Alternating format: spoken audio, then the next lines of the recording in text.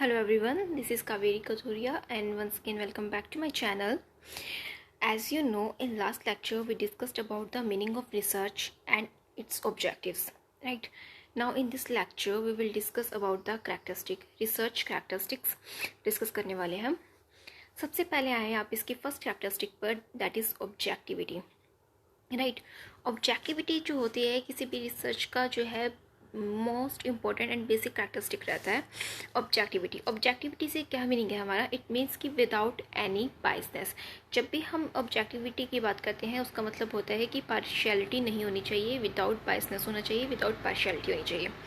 तो देखिए क्या कहती है इसकी characteristic. All other characteristics are build around it. जो सारी कैरेक्टरिस्टिक्स हैं, जो बाकी की कैरेक्टरिस्टिक्स हैं, वो इसी टॉपिक के अराउंड, इसी पॉइंट के अराउंड घूमती है. Researchers usually take utmost precaution that results are not affected by their own presence, behaviour and attitude.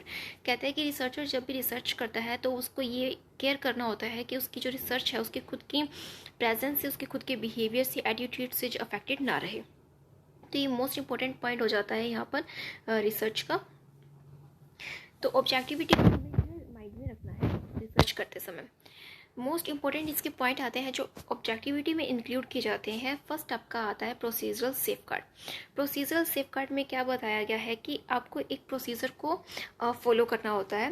और प्रोसीजर में क्या कहता है कि कंप्लीट रिकॉर्ड रखें. आप अपनी जो भी ऑब्जर्वेशन कर रहे हैं उसका जो डाटा एनालिसिस करते हैं तो इसका जो है आपको एक कंप्लीट रिकॉर्ड रखना चाहिए. राइट. तो इससे क्या होगा कि एक ऑब्जेक्टिविटी बनी रहेगी. एक कहता है, नेक्स्ट कहता है कि मोस्ट साइंटिफिक जो रिपोर्ट्स होती हैं वो एक सिमिलर फॉर्म में लिखी जाती हैं. कहता है कि रिपोर्ट अगर सिमिलर फॉर्म में लिखी जाएगी तो उसका मेन बेनिफिट क्या होगा कि वो जो आइडिया जो कम्युनिकेट करेंगी वो सभी के लिए जो है बेनिफिशियल होगा. राइट. अगर कोई रिसर्चर उसे यूज़ करता है तो वो उसके लिए जो है उसको अंडरस्टैंड करना ईजी होगा कि एक प्रॉपर वे में अगर लिखा जाएगा. तो आपको क्या करना है कि आपको रिसर्च लिखते समय इन बातों का ध्यान रखना है कि रिसर्च जो है आपकी आप कंप्लीट रिकॉर्ड बना कर रखें और एक सिस्टमेटिक वे से उसका रिकॉर्ड बना कर रखें. तो ये मेन आपका जो है पॉइंट हो जाता है ऑब्जेक्टिविटी में. नेक्स्ट इज स्टैंडर्डाइजेशन भी पॉइंट इंक्लूड किया गया है, आपका ऑब्जेक्टिविटी का ही पॉइंट है. ये क्या कहता है कि using the uniform consistent procedure, एक यूनिफॉर्म प्रोसीजर को फॉलो करें, कंसिस्टेंट प्रोसीजर को फॉलो करें in all phases of data collection. All phases means जब हम डाटा कलेक्ट करते हैं उसमें जितने फेजेस रहते हैं उन सब में एक यूनिफॉर्म प्रोसीजर को फॉलो करना चाहिए at the time of data collection. तो स्टैंडर्डाइजेशन की बात की गई है. Next is operationalisation of concept. Operationalisation of concept क्या कहता है इसे समझें. कंसेप्ट को ऑपरेशनलाइज करना, इट मीन्स ये हमें बताता है कि कौन से कंसेप्ट पर हम कौन सा ऑपरेशन लगाएंगे. तो मोटा मोटी इसमें ये बात की गई है कि हाउ इट इज़ मेजर्ड, इसे मेजर कैसे किया जाएगा. इट मीन्स कंसेप्ट को मेजर कैसे किया जाएगा, बट ऑपरेशन प्रोड्यूस इट, और इसके ऊपर क्या ऑपरेशंस लगाए जाएंगे. तो ऑपरेशनलाइजेशन ऑफ कॉन्सेप्ट्स की भी बात की गई है. नेक्स्ट कहता है अवॉइडिंग ऑफ बाइसेस को अवॉइड करना है. बाइसेस को अवॉइड कैसे करते हैं. क्या कहता है कि जब हम कोई भी रिसर्च करते हैं तो उसके अंदर बहुत सारी बाइसनेस जो है हम फेस करते हैं. और बाइसनेस आपकी कई टाइप की होती है, और बाइसनेस किसी भी तरह की हो वो क्या करेगी, डिस्टोर्ट ऑल डाटा, आपके डाटा को जो है डिस्टोर्ट कर देगी. इट मीन्स आपके डाटा को जो है अफेक्ट करेगी, बैड अफेक्ट डालेगी. राइट. तो आगे बेसिकली हम जो अपनी रिसर्च होती है हम उसको ऑब्जेक्टिव इसीलिए बनाना चाहते हैं ताकि जो हमारे अदर फैक्टर्स हैं वो उसके ऊपर जो है अफेक्ट ना करें. As we know that research follow scientific approach with the sole purpose of finding out a truth which is hidden और which has not been discovered as yet. कहते हैं रिसर्च का बेसिक पर्पज़ यही होता है कि वो एक ऐसा ट्रूथ जो जानना चाहती है जो अब तक हिडन है, या फिर हम ये कहें कि वो डिस्कवर करना चाहती है जिसको अभी तक डिस्कवर नहीं किया गया है. राइट. तो बेसिक पर्पज़ क्या है हमारा, जो है ट्रूथ को जानना. But finding the truth may be affected by certain kind of biases.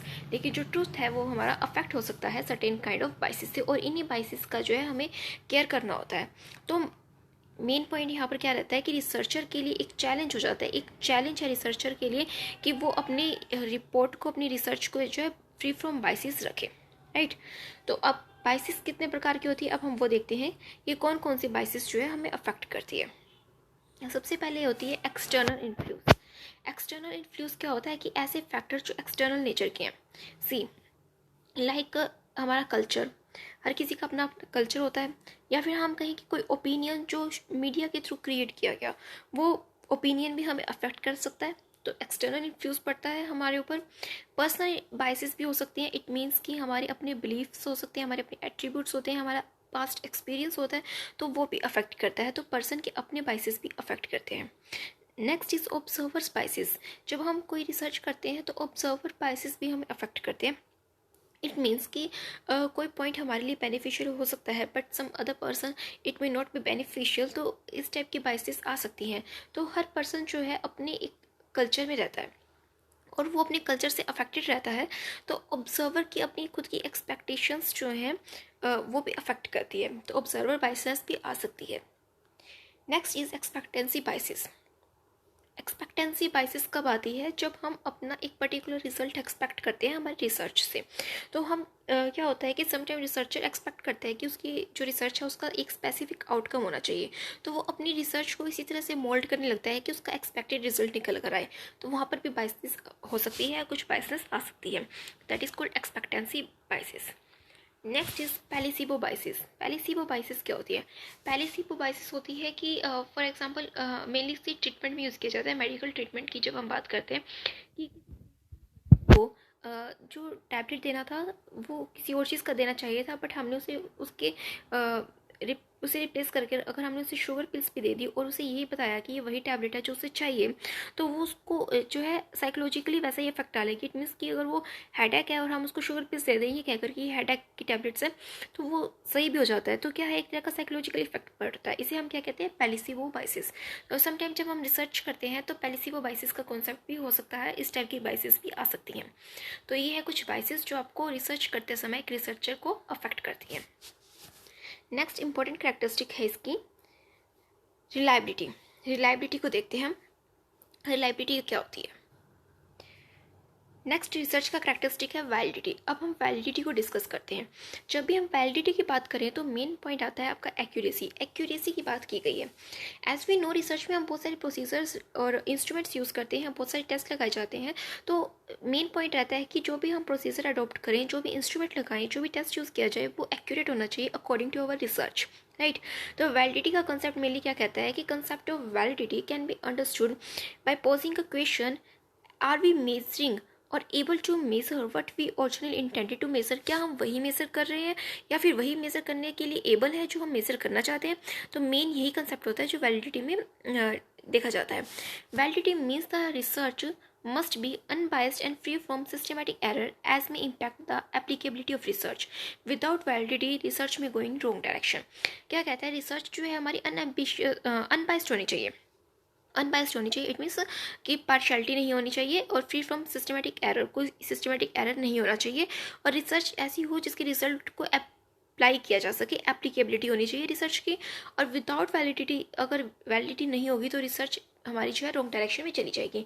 It means कि इन ब्रीफ हम ये कह सकते हैं कि जो भी प्रोसीजर, जो भी रिसर्च के इंस्ट्रूमेंट्स लगाए जाए वो एक्यूरेट होना चाहिए। वैलिडिटी से हमारा मतलब एक्यूरेसी से, राइट। सो ये है इसकी मेन कैरेक्टरिस्टिक। लेकिन वैलिडिटी जो है आपकी डिफरेंट टाइप्स की होती है जो हमें डिस्कस करनी है। सी, वैलिडिटी कई प्रकार की होती है। फर्स्ट है आपकी इंटरनल वैलिडिटी। इंटरनल वैलिडिटी क्या होती है? जब भी हम इंटरनल वैलिडिटी की बात करते हैं तो मेन होता है कि हम इंटरनल इन्वायरमेंट से रिलेटेड स्टडी कर रहे हैं, राइट। फॉर एग्जांपल लेबोरेटरी में जो रिसर्च किया जाता है, अगर हम उसका एग्जांपल उठाएं, दैट इज़ लेबोरेटरी एक्सपेरिमेंट्स किए जाते हैं। तो बेसिकली उसमें हम क्या करते हैं? कोज एंड इफेक्ट के रिलेशन को स्टडी करते हैं। इट मीन्स किसी चीज़ का होने वाला कारण और उस कारण से होने वाला उसका इफेक्ट, कोज एंड इफेक्ट का रिलेशनशिप जब स्टडी करते हैं, that is called internal validity, right. तो मोस्टली आपको ये याद रखना है कि कैजुअल रिलेशनशिप की बात की जाए बिटवीन टू और मोर वेरिएबल, दो या दो से ज़्यादा वेरिएबल्स के बीच कैजुअल रिलेशन की बात की जाए, it means cause and effect की बात की जाए, that is internal validity. It means हम इंटरनल वैलिडिटी को चेक कर रहे हैं। Next is external validity. External validity क्या होती है? इट मीन्स कि एक्सटर्नल फैक्टर जो अफेक्ट करते हैं स्टडी को must be control. External factor जो अफेक्ट करते हैं स्टडी को उन्हें कंट्रोल किया जाए। फॉर एग्जाम्पल कि अगर कोई रिसर्च की जाती है तो उसको कौन अफेक्ट कर सकता है? Mere presence of non participant observer. Some time जब हम रिसर्च करते हैं तो जो नॉन पार्टिसिपेंट ऑब्जर्वर होते हैं वो भी हमारी रिसर्च को अफेक्ट करते हैं। इसलिए कहा गया है कि it also refer to the extent to which the researcher outcomes can be generalised and apply to other cases that are not under study. It means कि जब हम रिसर्च करते हैं तो हम ये भी देखते हैं कि हमारे जो रिसर्च है, रिसर्च का जो आउटकम है वो जनरलाइज्ड नेचर का होना चाहिए, इट मीन यूनिवर्सल नेचर का हो, और हम ये देखते हैं कि उसे अप्लाई किया जाए अदर केसेस पर भी जो अभी अंडर स्टडी नहीं है। तो मोस्टली हम एक्सटर्नल वैलिडिटी में एक्सटर्नल फैक्टर्स को कंट्रोल करने की बात करते हैं। लेकिन अगर आप डिफ्रेंशिएट करना चाहें इंटरनल और एक्सटर्नल को, तो आप ये कह सकते हैं कि internal validity is also termed as credibility. Internal validity जो है वो क्रेडिबिलिटी की बात करती है, जबकि आपकी एक्सटर्नल वैलिडिटी जो है वो जनरलाइजेबिलिटी और ट्रांसफरेबिलिटी की बात करती है। जनरलाइजेबल मतलब कि यूनिवर्सल नेचर का होना चाहिए, तो जनरलाइजेबिलिटी और ट्रांसफरेबिलिटी की बात करती है। Both credibility and generalisability has been discussed as separate feature also in the ensuring discussion. It means कि ये दोनों ही सेपरेट फीचर्स हैं जिनको हम डिस्कस करते हैं। सो आप ये याद रख सकते हैं, इंटरनल वैलिडिटी जो कॉजल रिलेशनशिप की बात करती है वो आपका रिलेट करता है क्रेडिबिलिटी से, और जो आपका एक्सटर्नल वैलिडिटी है जो यूनिवर्सल नेचर का है तो वो ट्रांसफरेबिलिटी और जनरलेबिलिटी की बात करता है, राइट। नेक्स्ट आपका होता है फेस वैलिडिटी। फेस वैलिडिटी का क्या मीनिंग है, देखिए फेस वैलिडिटी का मतलब होता है कि जब हम सर्वे करते हैं तो अब सर्वे करते समय हम एक क्वेश्चनर प्रिपेयर करते हैं, राइट। सर्वे करते समय हमने एक क्वेश्चनर प्रिपेयर किया, तो मेन इसका कॉन्सेप्ट क्या कहता है कि जब भी हम कोई क्वेश्चनर प्रिपेयर करें या जब भी हम कोई सर्वे कर रहे हैं तो उसका जो आउटकम है वो वही रिजल्ट दे जो रिजल्ट हम जिसके रिगार्डिंग हम रिजल्ट जानना चाहते हैं। फॉर एग्जाम्पल कि अगर हम पर्सनैलिटी ट्रेट्स जानना चाहते हैं, पर्सनैलिटी ट्रेट से रिलेटेड हमने एक क्वेश्चनर बनाया, तो क्वेश्चनर इस टाइप का होना चाहिए कि जो हमें मेजर ट्रेट्स को मेजर करने में हेल्प करे, right. For example, all the participants who filled in questionnaire is meant for measuring certain personality traits agreed that this exercise appeared to measure those traits, not something very different. It means कि हम जो है personality trait major कर रहे हैं तो उसी traits को ही मेजर करें, ऐसा नहीं हो कि हमारी क्वेश्चनर जो है कुछ और ही डिफरेंट रिजल्ट दे। तो फेस वैलिडिटी की बात की गई है कि जो मेजर करना चाहते हैं वही मेजर करें। नेक्स्ट कहता है कंटेंट वैलिडिटी। कंटेंट वैलिडिटी क्या होती है, जब हम सभी एस्पेक्ट्स को कंसिडर करते हैं, मेजर करते हैं all aspects of construct, not just a part of it. सिर्फ एक पर्टिकुलर पार्ट को कंसिडर नहीं कर रहे हैं, जिस कंसेप्ट को हम स्टडी करें उसके सभी एस्पेक्ट्स को कंसिडर करें, उसे हम कहते हैं कंटेंट वैलिडिटी। नेक्स्ट होता है क्राइटेरिया वैलिडिटी। क्राइटेरिया वैलिडिटी होती है जब हम क्या है रिलेटेड इंडिकेटर्स को भी स्टडी करते हैं, राइट। मेन पॉइंट आपको याद रखना है कि जो हम कुछ इंडिकेटर्स को स्टडी कर रहे हैं उसके साथ साथ हम उसके रिलेटेड इंडिकेटर्स को भी स्टडी करते हैं, that is called criteria validity. And last validity is construct validity. Construct validity का क्या मीनिंग है, the indicator measure the construct in a manner that conversant with other measures in term of direction. It means जब हम किसी concept को, किसी construct को अगर हम मेजर कर रहे हैं, किसी इंडिकेटर को अगर हम मेजर कर रहे हैं, the construct in a manner that conversant with the other measures in the term of direction. For example कि अगर हम लेवल ऑफ एजुकेशन को, लेवल ऑफ इनकम को स्टडी करते हैं तो इसके साथ साथ हमें ये कुछ और भी इंडिकेट करता है। जब हम अदर फैक्टर्स को भी जो है स्टडी कर रहे हैं, that is called construct validity, right. तो ये आपकी डिफरेंट टाइप्स की वैलिडिटीज़ रहती हैं। सो आई होप कि आपको समझ आई होंगी। तो सबसे पहले हमने डिस्कस किया ऑब्जेक्टिविटी को, फिर रिलायबिलिटी को, फिर वैलिडिटी को। तो ये मेन हमारी कैरेक्टरिस्टिक्स थी। नेक्स्ट है एक्यूरेसी। एक्यूरेसी की बात करते हैं। See, it is closely related to validity, validity से रिलेट करता है। तो अब इसे क्या कहते हैं, it is also the degree to which the research process instruments tools are related to each other. इसके अंदर बात की गई है कि डिग्री की बात कर रहे हैं, द डिग्री टू विच जो हमारे प्रोसेस हैं, इंस्ट्रूमेंट्स या टूल है, वो एक दूसरे से कितना रिलेट है, उसकी डिग्री की बात की गई है। Accuracy also measures whether the research tools have been selected in the best possible manner and research process suits the research problem or not. Accuracy में हम ये चेक कर रहे हैं कि क्या हमने जो टूल जो चूज़ किए हैं क्या वो बेस्ट है हमारी रिसर्च के लिए, और हम दूसरा ये देखते हैं कि क्या हमारी रिसर्च की प्रोसीजर जो है बेस्ट है, जो हमारी रिसर्च को प्रॉब्लम सॉल्व करने में हेल्प कर रहा है या नहीं कर रहा है। तो हमें ये सब देखना होता है। Rigorous scientific methods and procedures have been adopted in the research, and each step in the research is tested for accuracy. Those choosing the best collection tool improve the accuracy of the research. क्या कहता है कि जितना ज़्यादा best collection करेंगे, best data collection होगा, best data collection tool होगा, उतना ही आपकी रिसर्च में एक्यूरेसी आएगी। इट मीन्स एक्यूरेसी से हमारा मेन कंसर्न रहता है कि जो भी हम टूल यूज़ करें, जो भी हम जो प्रोसीजर यूज़ करें वो एक्यूरेट होना चाहिए। तो मेन हमारा यही पर्पज़ है। Next is credibility. क्रेडिबिलिटी क्या कहता है, It is the use of best source of information and the best procedure in the research. The use of scanty data saves times and reduce cost. क्या कहता है कि आपको जो है बेस्ट सोर्स यूज़ करना है, best source of information use करना है और बेस्ट प्रोसीजर यूज़ करना है रिसर्च में. जो सेकेंडरी डाटा का यूज़ होता है वो हमारा टाइम सेव करता है और रिड्यूस कर देता है कॉस्ट को. How ever excessive reliance on the secondary data when the option of the primary data is available entails the risk of reducing the credibility of the research. कहते हैं कि जब हम प्राइमरी डाटा को यूज़ कर सकते हैं, उसका ऑप्शन है, फिर भी अगर हम ज़्यादा जो है सेकेंडरी डाटा पे रिलाई कर रहे हैं तो क्या होगा कि कहीं ना कहीं क्रेडिबिलिटी अफेक्ट होगी इसकी. जो हमारी रिसर्च है उसकी क्रेडिबिलिटी रिड्यूस हो जाएगी. Hence it has to be trade off between the primary and secondary data. तो हमें एक बैलेंस बनाकर रखना चाहिए कि हमें प्राइमरी डाटा कब यूज़ करना है, सेकेंडरी कब यूज़ करना है. The accurate reference in the research enhance the credibility of research but the fake reference also decrease the credibility of research. कहते हैं तो हमें जब हम रिसर्च करते हैं, जो रेफरेंसेस हम यूज़ करते हैं रिसर्च में, एक्यूरेट होगा तो उसकी क्रेडिबिलिटी इंक्रीज हो जाएगी, लेकिन अगर हम फेक रेफरेंस यूज़ करेंगे तो क्रेडिबिलिटी डिक्रीज हो जाएगी. तो ये क्रेडिबिलिटी भी है आपका एक मेन पॉइंट हो जाता है. Next is generalisability. जनरलाइजेबिलिटी क्या कहती है? It is closely related to validity. ये वैलिडिटी से क्लोजली रिलेट करता है. It refer to the degree. ये डिग्री की बात करता है to which the research findings can be apply to large population. Generalisation का मतलब मैंने आपको पहले ही बताया था, यूनिवर्सल. इट मीन्स कि जो यूनिवर्स पर अप्लाई किया जाए. अब ये क्या कहता है कि ये डिग्री की बात कर रहा है. वो डिग्री कितना इनके अंदर बात कर रहा है कि डिग्री टू विच रिसर्च की जो फाइंडिंग साइट मीन्स रिसर्च के जो आउटकम्स हैं उनको क्या लार्ज पॉपुलेशन पर अप्लाई किया जा सकता है या नहीं. The sample considered in the representative of the whole population, so the finding should be applicable to the whole population. क्या कहता है कि हमें सैम्पल इस तरह से चूज़ करना चाहिए जो होल पॉपुलेशन को रिप्रेजेंट करता हो. अगर वो होल पॉपुलेशन को रिप्रेजेंट करेगा तभी उसकी जो रिजल्ट्स होंगे, हमारे सैम्पल्स के जो आउटकम होंगे वो यूनिवर्सल पर अप्लाई किए जाएंगे. तो हमारी रिसर्च ऐसी होनी चाहिए जो यूनिवर्सल नेचर की हो. Right. Next is empirical research. Empirical research क्या कहता है? सी, एम्पेरिकल रिसर्च वो नाम से क्लियर है कि एक्सपीरियंस की बात करता है. तो ये बेस्ड होता है, it is based on the real life experience. हमारा कोई रियल लाइफ एक्सपीरियंस रहा हो, पास्ट में हमने कोई एक्सपीरियंस फेस किया हो, डायरेक्ट एक्सपीरियंस और ऑब्जर्वेशन हो सकता है by the researcher. It means researcher ने कुछ ऑब्जर्व किया या उसने कुछ एक्सपीरियंस फेस किया, तो उसके बेसिस पे रिसर्च की जाती है. It implies that research is related basically to one or more aspect of the real situation and deals with the concrete data that provide a base for external validity to the results of the research. Basically क्या कहना चाहता है कि जो हमारी research होती है वो किस पर बेस्ड होती है? हमारे एक्सपीरियंसेस पर बेस्ड होती है, हमारे ऑब्जर्वेशंस पर बेस्ड होती है. हमने रियल लाइफ में कुछ ना कुछ ऐसा एक्सपीरियंस किया होता है जिसके बेसिस पर हम अपनी जो रिसर्च है उसको आगे फॉरवर्ड करते हैं और उसके ऊपर एक आउटकम निकालते हैं. राइट. तो हमारी रिसर्च का जो फैक्टर है वो एम्पेरिकली बेस्ड रिसर्च भी होती है. तो ये भी उसका एक इम्पोर्टेंट कैरेक्टरिस्टिक हो जाता है. Next is systematic. Systematic research का क्या मीनिंग है यहाँ?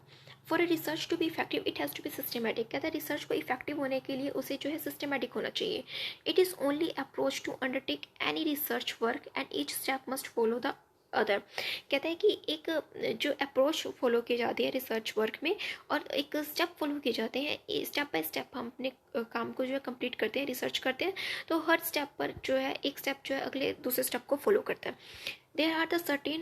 There are set of procedures that have been tested over a period of time and are thus suitable to use in research.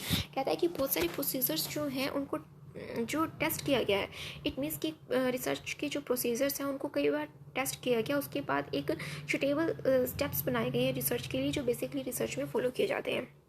Therefore, each research and should be follow a definite procedure. तो कहता है कि research ऐसी होनी चाहिए जो एक definite procedure को फॉलो करे. इट मीन्स इन शॉर्ट हम कह सकते हैं रिसर्च जो है सिस्टमैटिक वे में की जानी चाहिए. जो स्टेप्स उसके लिए बनाए गए हैं स्टेप बाय स्टेप रिसर्च की जाए. Next is control factor. Control factor क्या होता है? In the real life experience there is always more than one factor that affect an outcome of event. कहते हैं रियल लाइफ एक्सपीरियंस की बात करें तो यहाँ पर एक से ज़्यादा फैक्टर्स होते हैं जो अफेक्ट करते हैं किसी भी इवेंट के आउटकम को. Similarly in the research and the various factors may affect the outcome and some are taken as control factor whereas the other are taken as possible outcomes. It means कि जब हम research करते हैं, जैसे कि इसने कहा कि रियल लाइफ एक्सपीरियंस में हमें बहुत सारे फैक्टर्स अफेक्ट करते हैं, सिमिलरली रिसर्च में भी हमें बहुत सारे फैक्टर्स अफेक्ट करते हैं. कुछ कंट्रोलेबल नेचर के होते हैं, कुछ अनकंट्रोलेबल नेचर के होते हैं. राइट. तो हमें जो है कंट्रोलेबल नेचर की भी फैक्टर्स की बात की गई है कि जो हमारे आउटकम में अफेक्ट करते हैं रिसर्च के आउटकम को. The concept of the control implies that in exploring causality in the relation with two variables, we set up a study in a way that minimizes the effect of the other factor affecting the relationship. It means तो control करना, factors को control करना, इसका concept इसलिए include किया गया है ताकि जब हम रिसर्च करते हैं तो कुछ फैक्टर्स जो अफेक्ट करते हैं, we set up a study in a way that minimise कर सके minimise the effect of other factors affecting the relationship. It means जब वो फैक्टर्स अफेक्ट कर रहे हैं अदर फैक्टर्स, तो हम उसको जो है थोड़ा सा कंट्रोल कर पाएँ. द कंट्रोल्ड फैक्टर्स और variable have to be controlled rigorously. तो कहता है कि कंट्रोल फैक्टर्स को और कंट्रोल वेरिएबल्स जो हैं उनको कंट्रोल किया जाना चाहिए.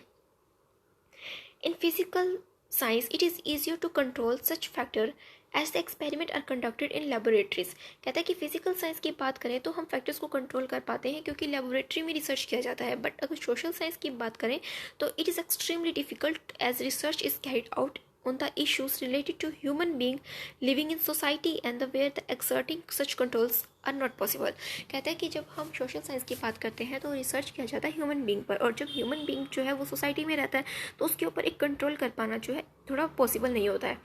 मोर ever within the social science the level of control may vary significantly from one discipline to other discipline. हालांकि कहता है कि सोशल साइंस में भी जो है कंट्रोल का एक लेवल रहता है जो डिफरेंट हो सकता है, तो उसको भी थोड़ा कंट्रोल किया जाता है. लेवल ऑफ कंट्रोल जो है वेरी कर सकता है, बट ट्राई किया जाता है थोड़ा सा कंट्रोल करने का from one discipline to other discipline. तो लेवल ऑफ कंट्रोल जो है आपके डिफरेंट हो सकते हैं. Next is cyclical. रिसर्च क्या है? एक साइक्लिकल प्रोसेस है. Research is cyclical process because it starts with a problem and ends with a problem. It means कि रिसर्च जो है जब स्टार्ट होता है जब हम किसी प्रॉब्लम को फेस करते हैं, राइट, या फिर हम किसी प्रॉब्लम का सॉल्यूशन जानना चाहते हैं, तो हम एक रिसर्च स्टार्ट करते हैं, हमें नीड अराइज होती है तो उस टॉपिक पर हम रिसर्च करते हैं. लेकिन जब उसका एक पर्टिकुलर आउटकम निकल कर आता है तो ऐसा नहीं है कि रिसर्च एंड हो जाती है, फर्दर भी कोई और रिसर्चर उसके ऊपर रिसर्च करनी स्टार्ट कर देता है. तो रिसर्च ऐसा नहीं है कि एक कंप्लीट हो गई तो फिनिश हो जाएगी, ऐसा नहीं है. एक कॉन्टिन्यूस प्रोसेस है जो चलता ही जाएगा. दैट्स वाई रिसर्च को क्या कहा गया है कि ये क्या है? एक cyclical process. Next characteristic is logical. Research को लॉजिकल कहा गया है. लॉजिकल क्यों कहा गया है? कि the statement a good research is logical implies that the research is guided by the rules of logical reasoning. Induction and deduction are the great values in the research which have been discussed under the types of research. It means कि कहता है कि जब हम research करते हैं तो इसे हम लॉजिकल माना जाता है. रिसर्च को लॉजिकल कहा जाता है बिकॉज ये इम्प्लाई करता है कि इसके अंदर हम लॉजिकल रीजनिंग के जो रूल्स हैं उनको फॉलो करते हैं. इंडक्शन और डिडक्शन अप्रोच दोनों को यूज़ किया जाता है, जिसे हम फर्दर डिस्कस करेंगे आगे. But now you have to remember this की जो रिसर्च है वो एक लॉजिकल रीजनिंग को फॉलो करता है, और इंडक्टिव एंड डिडक्टिव दो अप्रोचेस रहते हैं जो हम इसके अंदर बेसिकली फॉलो करते हैं, right. Last characteristic is replicable. Research की लास्ट कैरेक्टरिस्टिक है ये रेप्लिकेबल नेचर का होता है. Characteristic allow the result of the research to be verified. इसे वेरीफाई किया जा सकता है by replicating the study and thereby building a sound basis for discussion. Replicating का बेसिकली मीन होता है कि जब किसी रिसर्च को बार बार किया जाए और वो मतलब जितनी बार भी किया जाए वो सेम रिजल्ट देती है, तब हम कहते हैं कि रेप्लिकेबल नेचर की है, कि आप वेरीफाई कर सकते हैं कि अगर आप करके देख लीजिए फिर कोई और करके देखिए तो रिजल्ट क्या है? सेम आता है. तो हम क्या कहेंगे? रिजल्ट जो है वेरीफाई कर सकते हैं उसको, उसका रिजल्ट क्या है? सिमिलर दे रहा है, कंसिस्टेंसी दे रहा है, तो हम क्या कह सकते हैं? रिसर्च जो है रेप्लिकेबल नेचर का है. तो ये भी किसका इंपॉर्टेंट कैरेक्टरिस्टिक हो सकता है, राइट. तो ये थे आज के रिसर्च के इंपॉर्टेंट कैरेक्टरिस्टिक्स जो हमने डिस्कस किए हैं इन डिटेल. आई होप ये आपके लिए बेनिफिशियल होंगे आपकी यूजीसी नेट एग्जाम की प्रिपरेशन के लिए, right. If you like this video you can subscribe to my channel and also share with your friends, right. So meet you in the next lecture. Thanks for listening.